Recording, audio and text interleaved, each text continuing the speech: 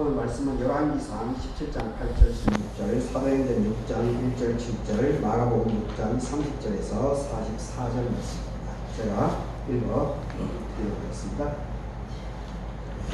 여호와의 말씀이 엘리야에게 임하여 이르시되 너는 일어나 시돈에 속한 사르밧으로 가서 거기 머물라. 내가 그곳 과부에게 명령하여 너에게 음식을 주게 하였느니라.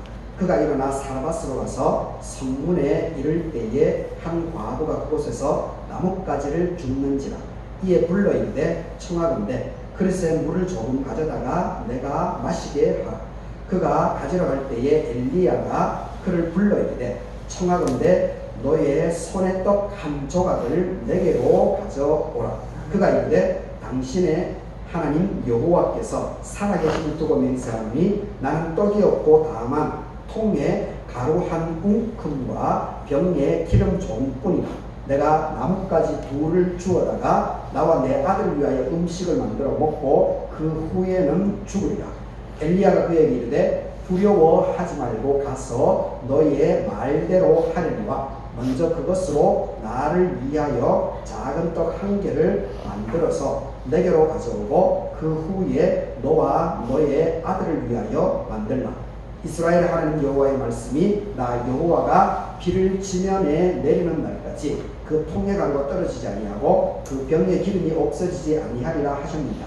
그가 가서 엘리야의 말대로 하였더니 그와 엘리야와 그의 식구가 여러 날 먹었지만은 여호와께서 엘리야를 통하여 하신 말씀같이 통의 가루가 떨어지지 않고 병의 기름이 없어지지 아니하니라. 사도행전 6장입니다. 그때의 제자가 더 많아졌는데 헬라파 유대인들이 자기의 과부들이 매일의 구제에 빠짐으로 히브리파 사람을 원망하니 12사도가 모든 제자를 불러 이르되 우리가 하나님의 말씀을 제쳐놓고 적대를 일삼는 것이 마땅하지 아니하니 형제들아 너희 가운데서 성령과 지혜가 충만하여 칭찬받는 사람 7을 택하라. 우리가 이 일을 그들에게 맡기고 우리는 오로지 기도하는 일과 말씀 사역에 힘쓰리라 하니 온 무리가 이 말을 기뻐하여 믿음과 성령이 충만한 사람 스데반과 또 빌립과 브로고로와 니가노르와 디몬과 바메나와 유대교에 입교했던 안디옥 사람 니골라를 택하여 사도들 앞에 세우니 사도들이 기도하고 그들에게 안수하니라. 하나님의 말씀이 점점 왕성하여 예루살렘에 있는 제자의 수가 더 심히 많아지고 허다한 제사장의 무리도 이 도에 복종을 하니라. 마가복음 6장입니다. 사도들이 예수께 모여 자기들이 행한 것과 가르친 것을 낱낱이 보아니 이르시되 너희는 따로 한적한 곳에 가서 잠깐 쉬어라 하시니 이는 오고 가는 사람이 많아서 음식 먹을 겨를도 없습니다. 이에 배를 타고 따로 한적한 곳에 갈 때에 그들이 가는 것을 보고 많은 사람이 그들인지를 안지라. 모든 고을로부터 도보로 그곳에 달려와 그들보다 먼저 갔더라.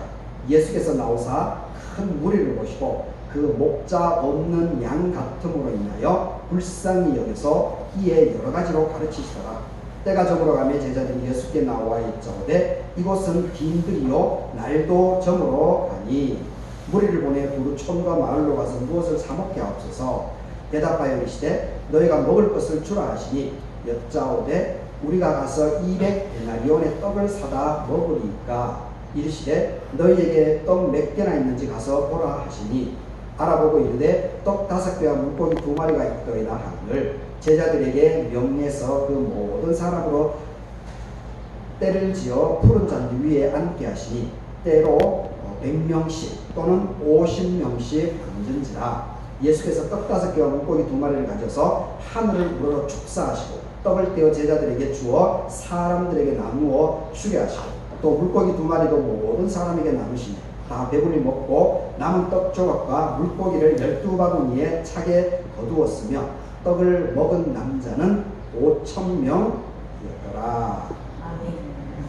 아멘. 오늘 이 본문으로 나와 내 아들을 위하여 음식을 만들어 먹고 그 후에는 죽으리라. 나와 내 아들을 위하여 음식을 만들어 먹고 그 후에는 죽으리라. 이런 점으로 말씀을 생각해 보도록 하겠습니다. 오늘 성령 강림절 이후 9번째 주일입니다. 예배 참석하신 우리 교우들 그리고 CBN 중앙의 임원들 그리고 남은 지회장, 제주 지회장님 위에 하나님의 은혜가 함께하기를 바라겠습니다.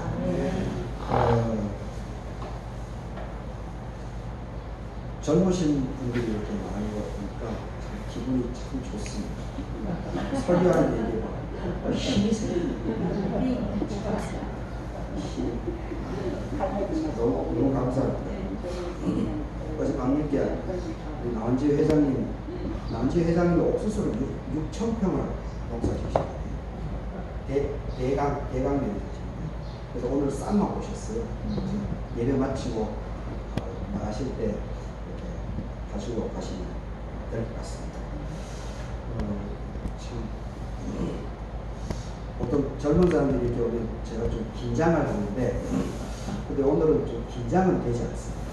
아마 줌 기도회를 통해 가지고 계속 이제 설교를 해왔기 때문에 그런 것 같습니다. 그래서 사실 김만환 박사님도 계시고 선교 신앙 연륜이 많은 선교국장님도 계시고 이렇게 하면 연배도 많고 하기 때문에 사실 이게 쫄기 쉬운데 그런 마음은 안 들고 참 감사하고 참 뿌듯한 그런 느낌이 듭니다.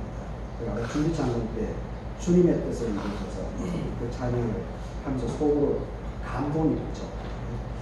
하나님께서 제가 3월 CBMC를 알게 된 게 김장길 운봉교회 집사님, 김장길 집사님을 통해서 3월 중순경에 알게 됐습니다. 3월 25일 정도에 그때 그 부회장님이 저에게 이러한 일들이 있으니까 이 모임이 있으니까 목사님이 함께 좀 하면 어떻겠습니까? 그런 제안을 주셨습니다. 저는 이렇게 판단을 함에 있어 선택을 함에 있어서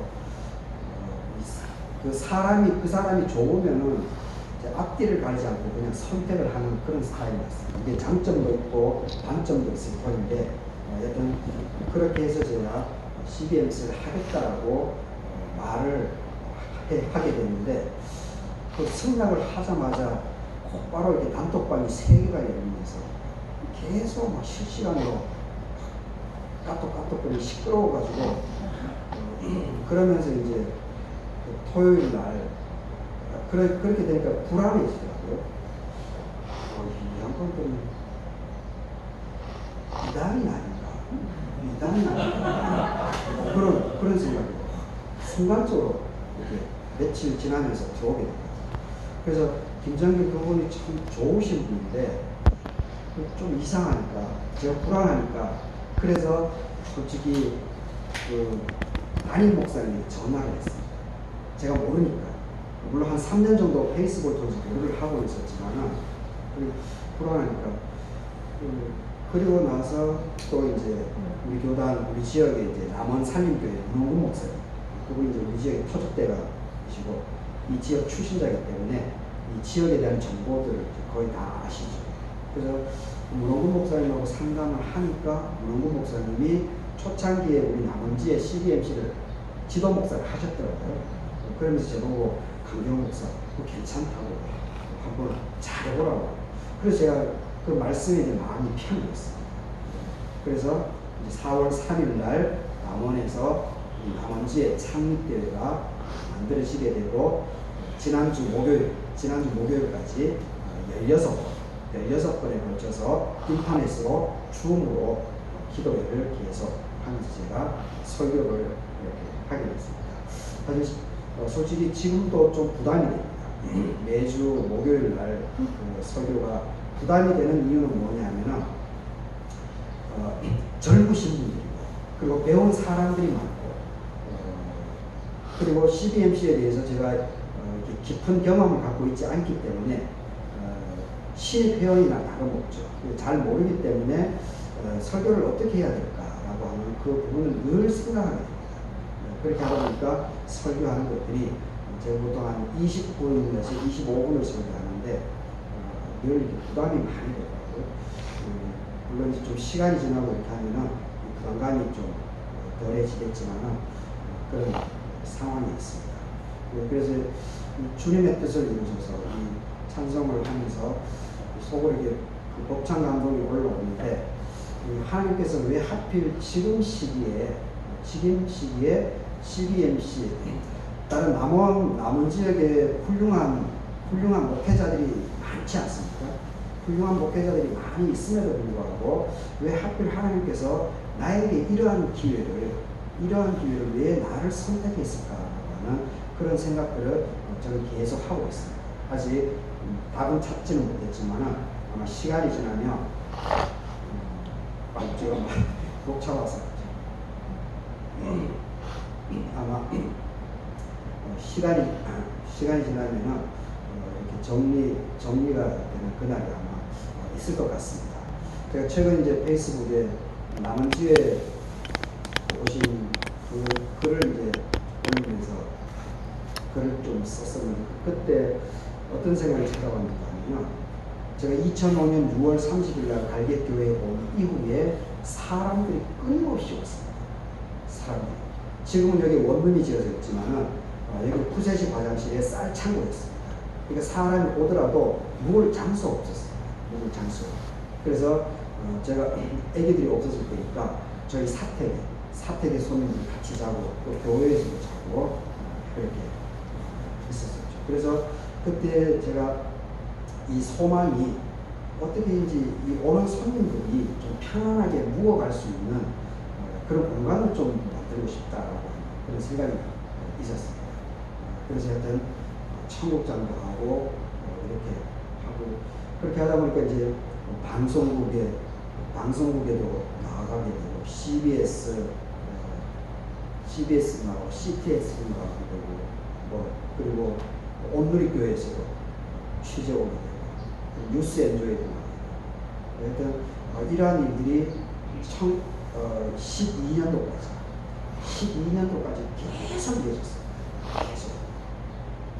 그리고 매년 여름에 이제 수련회도, 지금 코로나 때문에 오지만 수련회도 계속 서울에서도 오고, 전라도에서도 오고, 대전에서도 오고, 경기, 수원에서도 오고, 이렇게 사람들이 상당히 많이 왔어요. 그런데 2013년, 12년, 이걸 이제 리모델링 해놓고 그 이후에 한 2, 3년 지나고 최근까지 사람들의 발걸음이 좀 뜸했습니다.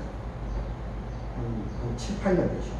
7, 8년 정도는 좀 뜸했었는데, 근데 최근 들어서 CBMC를 제가 한 이후부터 조금씩 하나님께서 또 사람을 이렇게 붙여주고 있구나라고 하는 그런 느낌을 제가 그날 받게 되었습니다.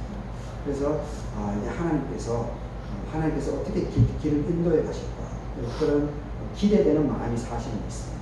기대되는 마음이 있고, 그리고 더 중요한 것은 무엇보다도 중요한 것은 변함없이 이 갈개교회 우리 마을을 우선순위를 두고 여기에 집중해서 하나님께서 맡겨주신 이 일터 CBMC 일터를 강조하시는데, 저는 참 그 일터 사명은 저는 귀중하다고, 이 나에게 맡겨주신 이 일터, 이 공간을, 이 현장을 어떻게든지 묵묵하게 열심히 다해서 하게 되면 하나님께서는 끊임없이 기적의 역사를 베풀어 줄 것이다. 저는 확신합니다.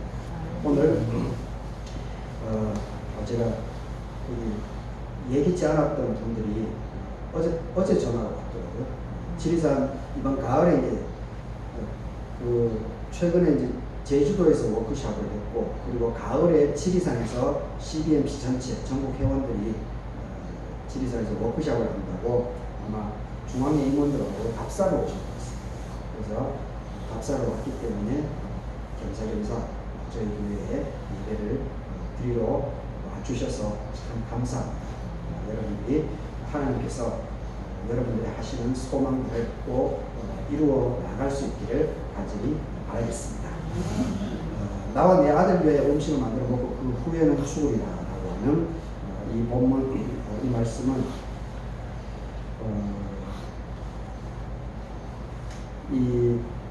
그 열왕기 상에 나와 있습니다. 열왕기 상, 이건 유명한 이야기죠. 엘리야하고 사르밧 과부 여인의 이야기죠. 사르밧 과부가 어떻게 되어 있습니까? 이 사람이 워낙 기근이 많이 들었기 때문에 먹고 살 길이 없는 거예요.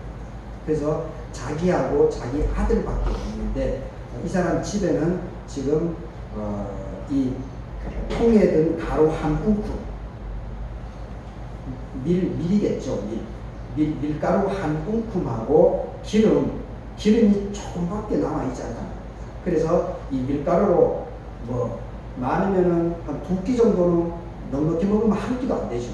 한 끼도 안 되지만 어떻게 연명하기 위해서는 2끼나 3끼 정도는 먹을 수 있죠. 그래서 워낙 기분이 들고 아들하고 자기밖에 없기 때문에 이것을 다 먹은 다음에는 음식을 구할 수 있는 방법이 없는 것 같습니다. 이 여인이. 그래서 그냥 굶어 죽겠다라고 하는 이런 생각으로 있었던 겁니다. 그런데 하나님께서 이 가정에 엘리야를 붙여주십니다. 그래서 엘리야가 어떻게 합니까? 그거밖에 없지만 너부터 먹지 말고 나를 먹이라. 먼저 엘리야 나를 먼저 먹이라. 그러면 하나님께서 너의 가정을 책임져 줄 것이다. 이렇게 이야기를 하는 대목이죠. 그런데 이 여인이 어떻게 합니까? 이 여인이 12절에서 이제 그 유명한 이야기를 하게 됩니다. 이 여인의 고백을 이야기를 들어보겠습니다. 12절을 보게 되면 열왕기상 17장 12절 그가 이르되 과부죠. 사르밧 과부가 이르되 당신의 하나님 여호와께서 살아계심을 두고 맹세하노니 나는 떡이 없고 다만 통에 가루 한 움큼과 병에 기름 조금 뿐이다. 내가 나뭇가지 2를 주워다가 나와 내 아들을 위하여 음식을 만들어 먹고 그 후에는 죽으리라. 이렇게 이 상황이 참 이 비참한 상황이죠. 비참한 상황.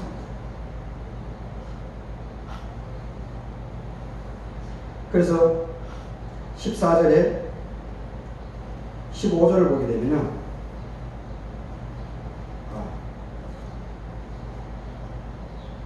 먹은 후에는 죽으리라. 그래서 결국은 이 여인이 이 엘리야의 말에 순종을 하죠. 엘리야의 말에 순종을 해서 그래서 엘리야를 위해서 자기가 없지만은 먼저 엘리야를 대접하게 됩니다. 그래서 여기서 기적의 사건이 벌어지게 된 것을 보게 됩니다. 이 마가복음 6장의 말씀은 우리가 잘 알 이 마가복음 6장의 말씀도 유명한 본문이죠. 오병이어의 사건이죠. 오병이어의 사건. 그래서 마지막 44절을 보게 되면 떡을 먹은 남자는 5,000명이었다. 떡을 먹은 사람이 5,000명.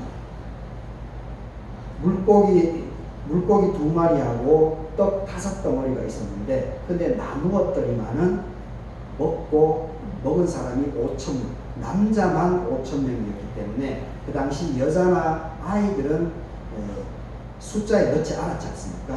그래서 남자만 5,000명이기 때문에 사실 여자들은 2배 이상이 많다라고 봅니다. 그리고 아이들도 그 정도라고 봅니다.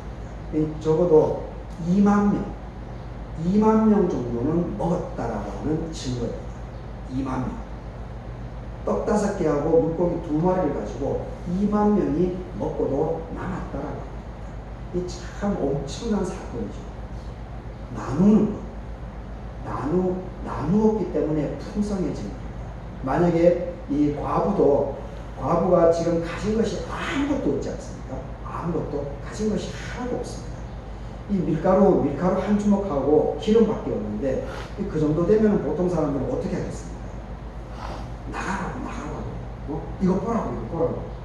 내가 가진 게 이거밖에 없는데 왜 당신이 그러냐? 다른 집에 가서 하라고. 이렇게 했을 겁니다. 그런데 이 사르밧 과부는 이 들어온 사람을 탈탈 털어버리지 않고 내가 이것밖에 없습니다. 그래도 당신이 믿는 하나님은 여호와의 이름에 의지해서 내가 당신의 말에 순종하겠습니다. 이렇게 얘기를 합니다. 그랬더니만은 이 사르밧 과부의 음식이 떨어지지 않았다고 하는 이 이야기를 들을 수가 있습니다. 그리고 나중에 이 사르밧 과부가 이 하나님께 쓰임을 많이 받죠. 나중에 아들이 죽었을 때도 이 엘리야에 의해서 되살리게 되는 그런 기적이 일어나는 것도 우리는 알고 있습니다.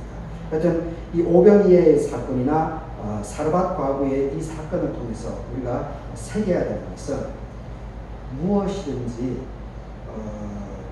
우리 그리스도인들로 해야 될 가장 중요한 것은 나누는 것이 중요한 나누는 것. 있고 없고 많이 가지고 적게 가지고 이것이 아닙니다. 이것이 아니고 작은 것 하나라도 나누는 습관을 자꾸 몸에 익히는 것. 그렇게 할 때 하나님의 기적의 사건이 일어나고 그리고 하나님께 쓰임을 받을 수 있다라고 하는 것이 분명히 성서의 여러 곳에서 기록이 되어져 있는 것을 보게 됩니다. 제가 자주 얘기한 거지만 아브라함의 사건도 있지 않습니까? 아브라함이 사람에게 베풀어 주는 것이 습이 되어 있지 않았습니까? 그래서 어느 날 또 이제 손님이 왔는데 나중에 알고 보니까 그게 주의 천사였지 않습니까? 그 사람에게 자기의 것을 나누어 주게 됩니다. 그것이 주의 천사의 마음을 감동을 시켜서 또 아브라함에게 큰 은혜를 받게 되는 이러한 일이 일어난 것을 보게 됩니다. 그래서 하여튼 우리가 삶을 살아나가면서 늘 작은 것 하나라도 나누는 삶의 습들을 잘 키워나갈 수 있길 바라겠습니다. 일단 우리 교우들이 잘하고 있죠. 말꾼들도 제가 이제 시골에 있기 때문에 그 교회 사택에 요즘 이제 상추가 가끔씩 상추가 봉다리 작은 봉다리 담겨져서 상추도 올 때도 있고 하여튼 감자 추수할 때는 감자도 있고 하여튼 이렇게 우리가 이렇게 나누는 작은 것 하나라도 나누는 그런 습을 가지게 되면 하나님께서 여러분들 크게 사용할 줄 믿습니다. 그리고 오늘 남은지 회장님도 옥수수 저번에도 저희 가정으로 택배로 또 보내주셨는데 또 오늘 보시면서 또 우리 교우들 나누신 것들 일부러 가져왔습니다. 하나님께서 남은지 회장님을 기뻐하실 것이다. 큰 은혜가 있기를 바라겠습니다. 그리고 오늘 이게 사도행전 6장에 보게 되면은 여기는 7사람의 일꾼을 선택하는 그런 모습이 나와 있습니다. 근데 7사람의 이 집사를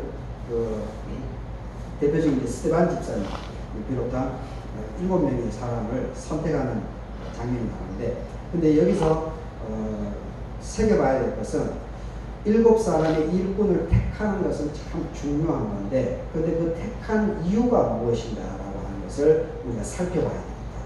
이 7사람을 택한 이유는 뭐냐면은 공동체 내에서 갈등이 생깁니다. 문제가 생깁니다. 문제가. 공동체 내에서 읽어보게 되면은 이제 헬라파 유대인들하고 그리고 히브리파 유대인들, 과부들의 문제가 생깁니다.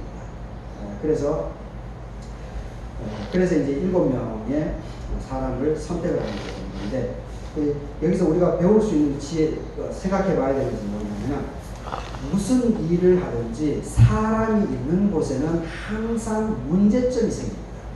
갈등이 생깁니다. 언제나 그렇습니다. 언제나. 사람이 모이면 갈등이 없는 것은 하나도 없습니다.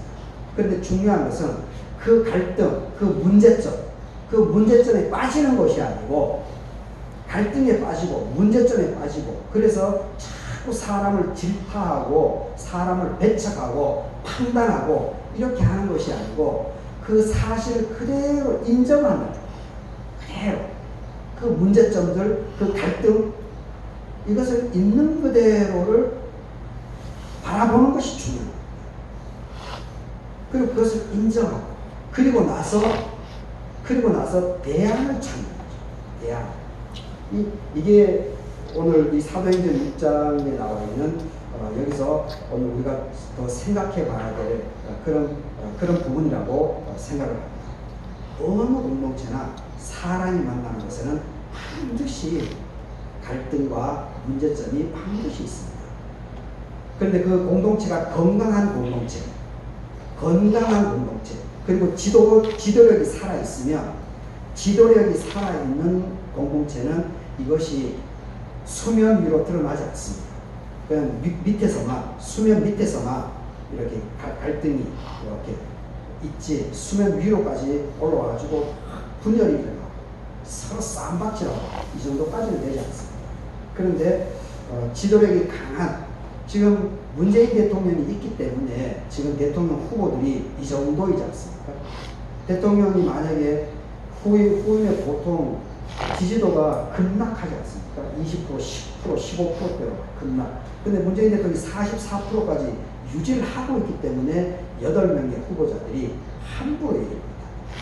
이건 참 우리 대한민국의 복이죠. 저는 큰 축복이라고 봅니다. 그래서 지도력이 살아있으면 그 공동체가 참 이렇게 짱짱합니다.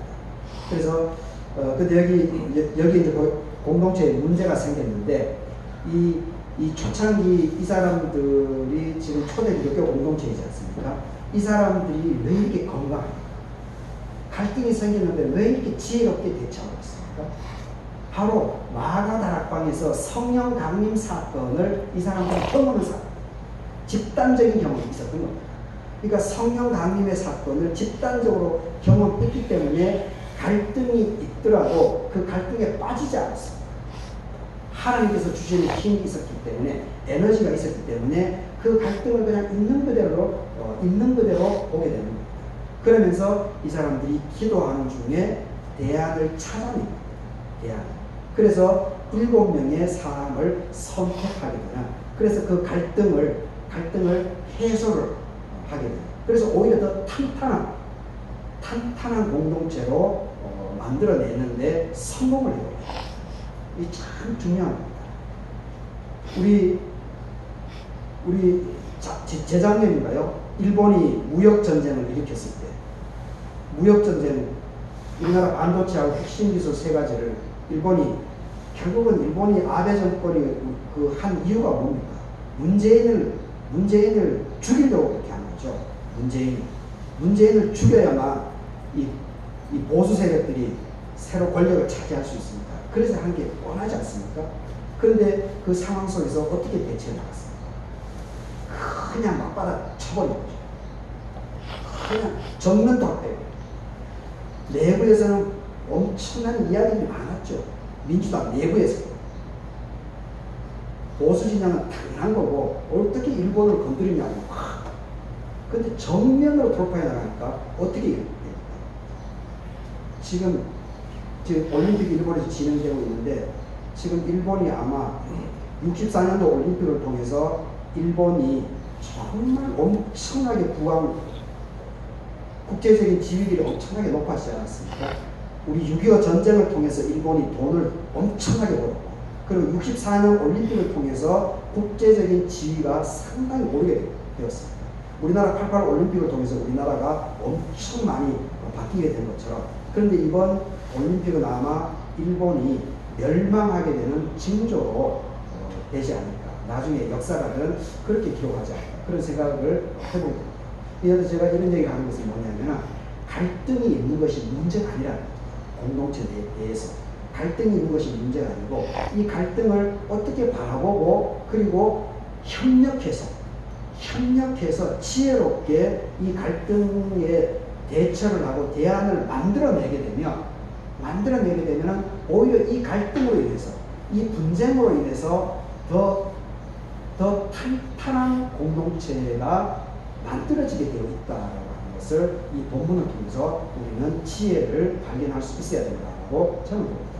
그래서 뭐든지 문제가 있을 때 당황하지 말고 먼저 하나님께 기도하면서 이것을 하나님 어떻게 대처해 나갈까요?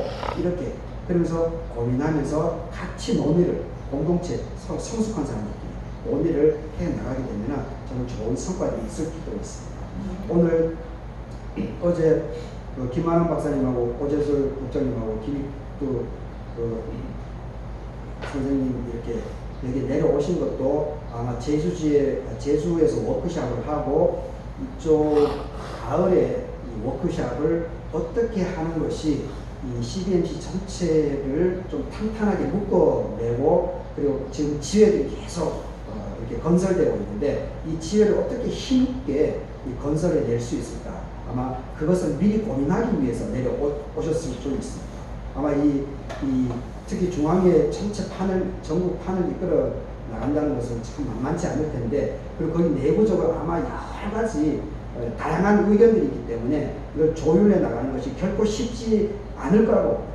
그런데 그런 부분에 있어서 오늘 이 사도행전의 이 공동체에 갈등이 있었음에도 불구하고 서로 이렇게 협력해서 의견들을 다 브레인스토밍이라고 그러죠.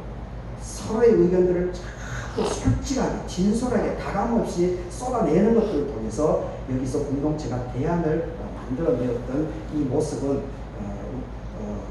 우리들이 잘 새겨서 각자 삶의 현장에 적용하면 참 좋지 않을까 그런 생각을 하게 됩니다. 성숙하지 못한 사람들은 갈등이 생기면 거기 푹 빠져버립니다. 분쟁이 생기면 거기 막 푹 빠져버립니다. 그러면서 네가 잘난 일, 내가 잘난 일 막 삿대질하고 상대를 비난하고 그렇게 되면 그 공동체는 완전 크게 쑥대가 돼요. 다 무너져요. 근데 여기 이 공동체는 성령 감림 사건을 경험하고 하나님의 은혜가 충만했기 때문에 이 갈등으로 보지 않는 겁니다. 넉넉하게 바라본 겁니다. 그러면서 서로 의견들을 제시해서 오히려 이 좋은 7명의 사람, 그 5절에 보게 되면 온 무리가 이 말을 기뻐하여 믿음과 성령이 충만한 사람, 두 가지 조건이죠. 믿음이 좋은 사람, 그리고 성령이 충만한 사람. 성령이 충만하다는 건 뭡니까? 믿음이 좋다는 건 뭡니까? 자기 이익을 우선하지 않는다. 자기 이익을 우선하지 않는다. 대의를 생각한다는 겁니다. 공동체를 남을 먼저 우선시한다는 겁니다. 믿음과 성령이 충만하다는 것은 그 이야기입니다. 그런데 우리들은 이런 훈련 안 된 사람은 이 과부 보십시오. 사르밧 과부 보십시오. 얼마나 믿음과 성령이 충만한 여인입니까? 자기 먹을 것도 한 주먹밖에 안 남아있는데, 이것을 어떻게 베풉니까? 이걸 베풀 수가 없습니다, 일반 사람들. 그런데 이 여인은 한 주먹밖에 없는 이 밀가루하고 기름, 이걸 나누어 줍니다. 엘리야에게 나누어 줍니다.